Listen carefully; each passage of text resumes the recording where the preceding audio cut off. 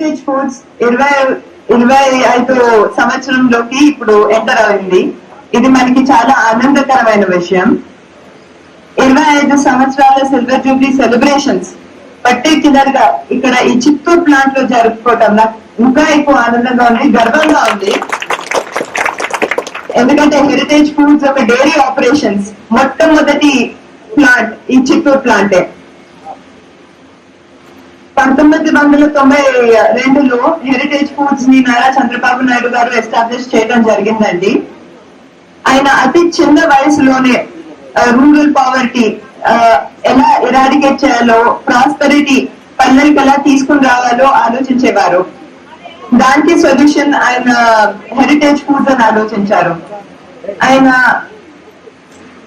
ఆలోచన ఏంటంటే ఇక్కడ రైతులకు ఎంపవర్మెంట్, ఒక లైవ్లీహుడ్ కలిగించడానికి ఆయన వాళ్ళ ప్రొక్యూర్మెంట్ చేసే పాలన్నిటికీ మంచి సస్టైనబుల్ మార్కెట్స్ తీసుకురావాలి. మంచి సస్టైనబుల్ మార్కెట్ తీసుకురావాలంటే ప్రతి కస్టమర్ కి తాజా, fresh, best quality products available చేయాలి. సో ఆ లాజిక్ ని వాడుతూ మేము గత 25 సంవత్సరాలుగా హెరిటేజ్ ద్వారా రైతులకు ఎన్నో బెనిఫిట్స్ ఇవ్వటం జరిగింది. అదే చాలా గ్రో అయింది.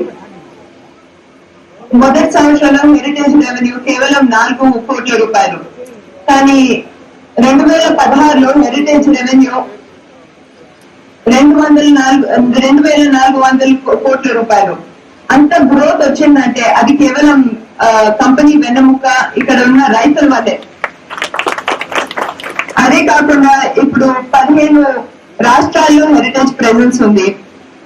ప్రతిరోజు మాకు ఎక్కువ సాటిస్ఫాక్షన్ ఇచ్చే ఫ్యాక్ట్ ఏంటంటే హెరిటేజ్ 3.5 లక్షల రైతుల దగ్గర నుంచి పాలు ఉత్పత్తి చేసి వాళ్ళకి ఒక లైవ్లీహుడ్ ఇస్తుంది. ఇది మాకు ఎంతో సాటిస్ఫాక్షన్ ఇస్తుంది. And this is a very great team work. అదే కాకుండా కన్స్యూమర్ ఎండ్ చూసుకుంటే ప్రతిరోజు 15 లక్షల పైన కన్స్యూమర్స్ కి ఫ్రెష్, హై క్వాలిటీ ప్రొడక్ట్స్ కూడా అందించడం జరుగుతుంది. మా మిషన్ ఏంటంటే వచ్చే 5 సంవత్సరాలు అంటే 2022 కల్లా కంపెనీ రెవెన్యూ 6,000 కోట్లు చేరాలి.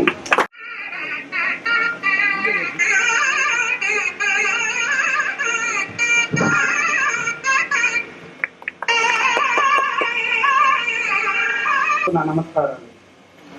మేడం గారు చేతులుగా అందుకుంటున్నారు.